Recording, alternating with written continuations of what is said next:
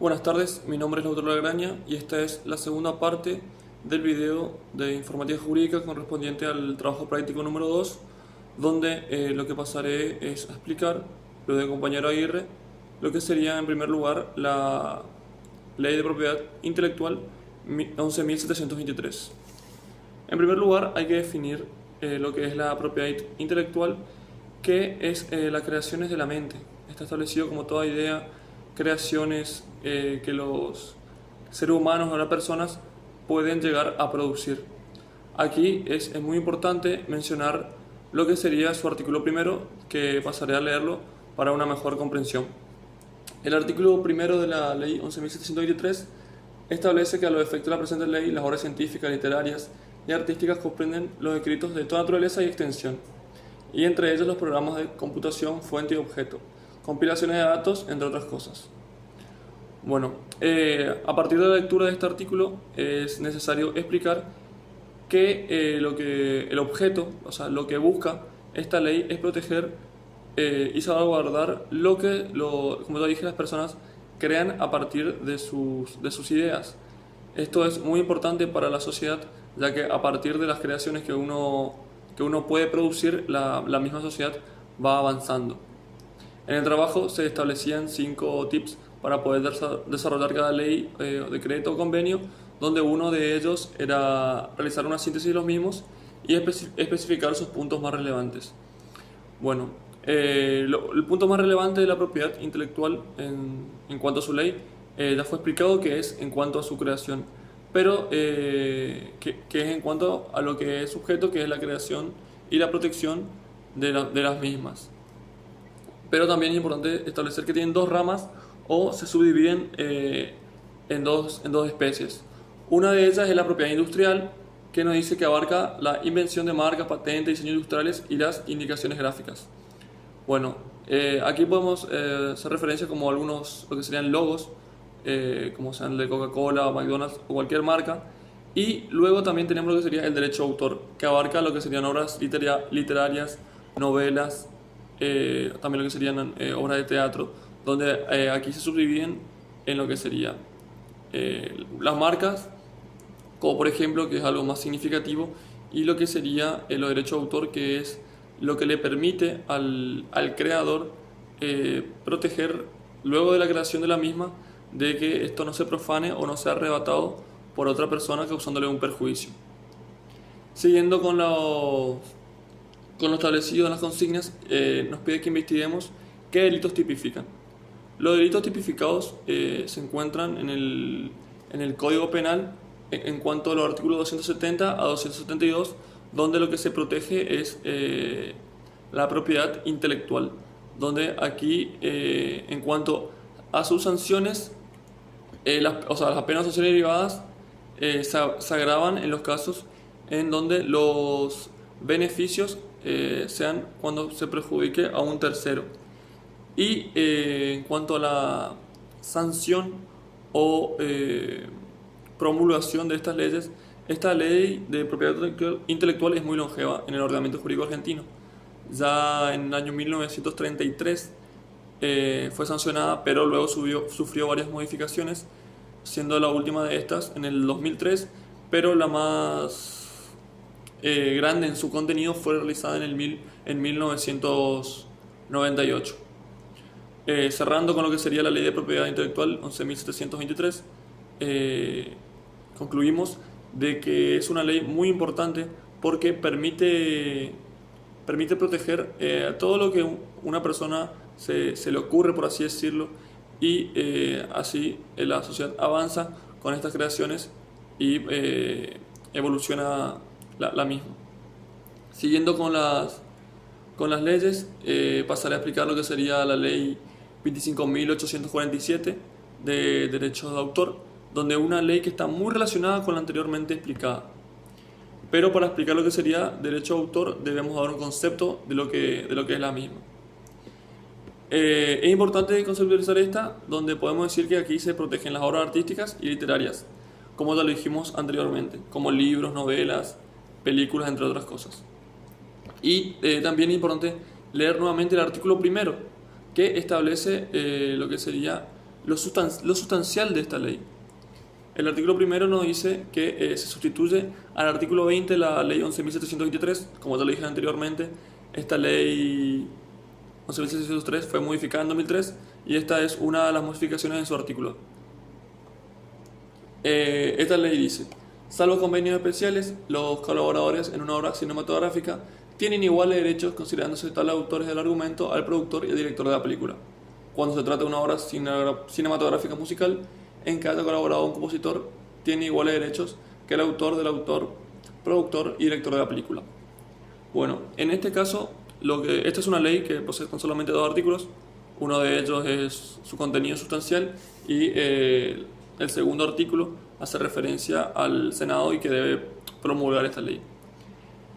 Aquí lo que se busca proteger es tanto a los colaboradores como a todos aquellos que produzcan para que se pueda llevar a cabo a lo que sería una obra literaria, una película, etc. Y los equipara, o sea, lo pone al nivel de los directores, productores, ejecutivos, etc.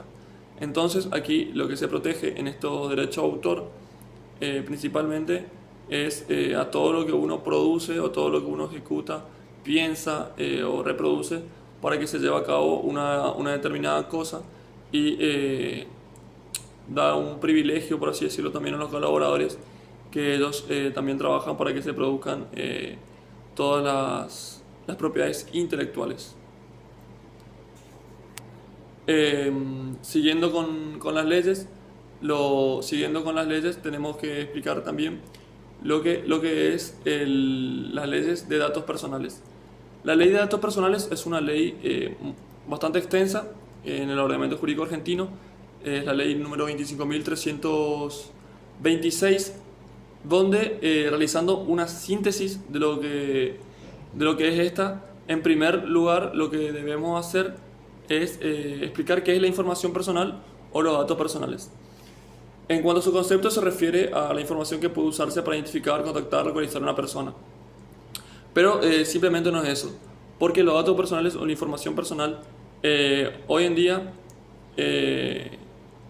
con la evolución que existe en cuanto a la tecnología, o sea, la famosa llamada revolución tecnológica, nuestros datos personales están en todos lados, en redes sociales, como puede ser Twitter, Facebook, Instagram, donde con mi compañero lo que hicimos fue visualizar varios videos sobre lo que sería esta ley y además los videos que vimos en clase, como por ejemplo una persona va con un entrevistador y le dice muchos datos de su vida privada y luego le muestra que atrás suyo hay un grupo de personas que está trabajando, investigando y le dice que no es adivino ni nada porque supuestamente el entrevistador, la persona que está conduciendo es adivino y no es así, sino que todos los datos fueron recopilados de sus redes sociales. Entonces esta ley de protección de datos personales es muy importante, pero no solamente por los datos personales íntimos, como ya veremos. Como te dije, esta es una ley muy extensa donde en su artículo 2 establece las definiciones, o sea, define todos los contenidos que se van a llevar a cabo, que pasaré a mencionarlos. Primero que nada están los datos personales, que es información de cualquier tipo referida a personas físicas o existencias ya determinadas. Después están los datos sensibles. Los datos sensibles pueden ser datos que revelan el origen, el racial o étnico, políticas, convicción religiosa, etc. Tratamiento de datos, esto hace referencia a las operaciones y tratamientos o procedimientos de los mismos datos. Luego lo que serían los responsables de archivo, registro o base de datos, donde esto ya define lo que sería el responsable de cada uno de estos datos o de estas informaciones, porque siempre cuando se ingresan datos a una propiamente dicha base de datos, hay un responsable que se encarga de manejarlo de esto con responsabilidad, donde generalmente se lo remunera y se le paga por dicho trabajo realizado. Luego encontramos lo que sería el titular de los datos y el usuario de los datos. El titular de los datos es la persona misma que ingresa a la base de datos, por ejemplo a un banco ingresa sus datos y es ella la titular de los mismos. Y un usuario de datos es todo tratamiento, toda persona pública o privada que realice a su arbitrio el tratamiento de datos. O sea, es el que maneja, por ejemplo, entramos un login y el usuario de datos trata o maneja los datos a su libre arbitrio. Y por último, establece lo que sería la disociación de datos donde es todo tratamiento de datos personales de manera que la información obtenida no pueda asociarse a una persona determinada o determinable. A la disociación de datos hacemos referencia de que para poder identificar, o sea, para poder distinguir a una persona de otra y que no se puedan confundir, eso hace referencia a la disociación. Siguiendo con lo establecido en las consignas, hay que explicar el objeto. El objeto de la Ley de Protección de Datos Personales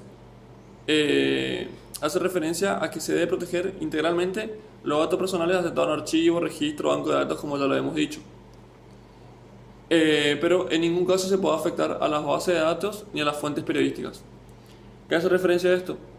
Que los datos personales no deben verse afectados por la misma búsqueda de estos. Es decir, que si uno ingresa datos personales, otra persona, o un tercero no puede perjudicarlos a través de la obtención maliciosa de estos mismos datos para luego tergiversarlos. En cuanto a los delitos tipificados, en el Código Penal, en su artículo 157 bis, se encuentra tipificado lo que sería la protección de banco de datos personales, y pasaré a leer lo que dice este artículo del Código Penal argentino, donde establece una muy buena tipificación de lo que refleja a esta misma ley. El artículo dice: ser reprimido con la pena de prisión de 1 mes a 2 años el que 1. A sabiendas e ilegítimamente o violando sistemas de confidencialidad y seguridad de datos accediere de cualquier forma a un banco de datos personales. Bueno, este artículo está dividido en 3 incisos, donde lo primero que establece es la accesión de una persona a un banco de datos personales, donde esto también está penado de 1 mes a 2 años. O sea, aquí establece lo que sería acceder a un banco de datos personales que no corresponde.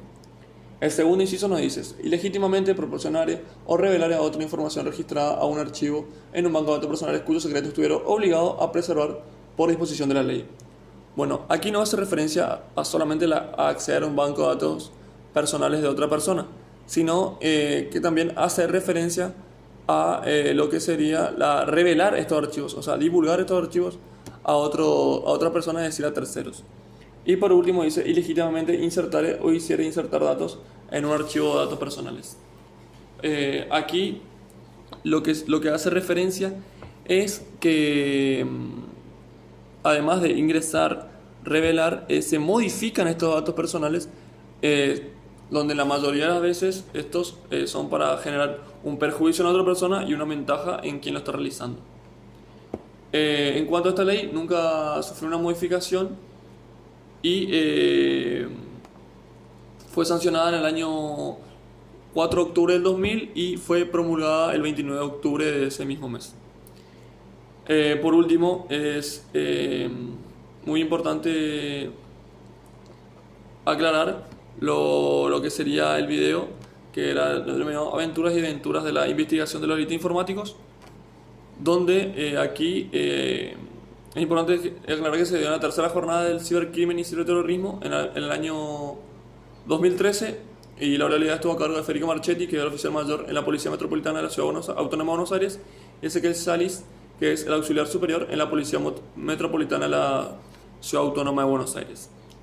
Bueno, el video básicamente trata de explicar, ellos lo denominan como aventuras y desventuras, también puede ser denominado como ventajas y desventajas, problemáticas y soluciones, donde ellos creen que el ordenamiento jurídico argentino hay una buena regulación en cuanto a estos delitos informáticos, pero nos explican que muchas veces estos delitos informáticos no se llevan, o sea, las investigaciones no se llevan a cabo de una manera tan efectiva o eficaz como se quisiera, por la falta de comunicación que existe entre las distintas instituciones que deben colaborar en conjunto para así poder llevar a cabo lo que sería una mejor investigación. El Marchetti da como por ejemplo lo que sería a Estados Unidos con lo que sería el FBI, con lo que sería la Fiscalía, con lo que sería la política de la policía de las ciudades, y dice que hay un trabajo en conjunto. Si bien a veces hay errores, contratiempos, siempre se puede mejorar. Y en Argentina establece un error de criterio de comunicación entre lo que sería la Interpol y la Policía de Ciudad Autónoma de Buenos Aires, y Salis y Marchetti dan el ejemplo de lo que sería en una elaboración de un informe. Donde aquí hay errores en la redacción y en la burocracia de la averiguación e investigación de los delitos informáticos debe estar muy bien redactado. Otra parte sustancial del video es lo que las empresas piden a lo que sería las instituciones para brindar datos personales, porque a veces las empresas tienen muchos datos personales que son de mucha relevancia.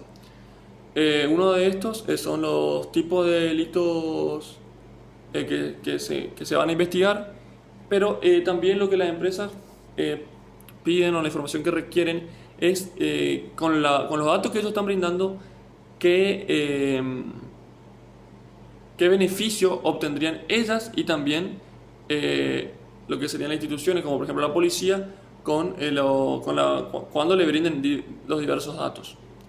En resumen, el video nos muestra que a veces los procedimientos en el ordenamiento jurídico argentino no tienen lo que sería el principio de celeridad, que es de más rapidez y una mayor eficacia, por la falta de comunicación simplemente entre las instituciones que deben trabajar en conjunto.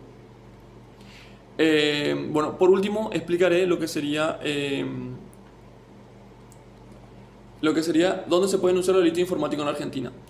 La página argentina.gov.ar establece lo que sería cómo se puede denunciar y lo que aconseja. Nos dice que si fuiste víctima de un delito informático, no se destruya ni borren o modifiquen la información que tenés en la computadora, equipo móvil, celular, etcétera, relacionada al hecho. Este consejo de argentina.gov.ar hace referencia a que no debemos borrarlo, porque esto puede servir como prueba en un procedimiento. Debido a que si uno borra todos estos datos, de todas formas se pueden conseguir luego, pero alentaría mucho lo que sería el procedimiento, y por eso recomiendan que no se borren directamente del teléfono celular, computadora o el dispositivo por lo que hayan recibido un agravio y se cometa el delito. Luego dice que se recuerda mantener la evidencia sin alteraciones importantes a los fines de cualquier acción judicial que pudiera iniciarse, haciendo referencia a lo que ya expliqué. Además, la página establece 2 simples pasos para hacerlo. El primer paso es hacer la denuncia ante la dependencia policial más cercana a su domicilio, o sea, una comisaría de tu barrio o cualquier lugar, o al fiscal en el sitio del crimen de la Procuración General de la Nación, que es el doctor Horacio Salín. Y en la página oficial se pone el Hotmail o el Gmail para poder realizar el caso. Y por último, nos establece de que las personas no deben reservarse el derecho a hacer estos delitos, a denunciar, mejor dicho, estos delitos, porque en la Argentina se está trabajando mucho contra estos, y es importante que las personas cuando se vean agraviadas por unos terceros, una persona maliciosa, no se queden calladas, porque la justicia argentina está trabajando para mejorar en esto lo que serían los delitos informáticos, los delitos cibernéticos, y así poder mejorar como sociedad, y también que mejore el ordenamiento jurídico argentino, porque si no hay denuncias no se puede trabajar sobre estas, y es muy importante para todos que se den a conocer los casos para así mejorar. Eso es todo, muchas gracias.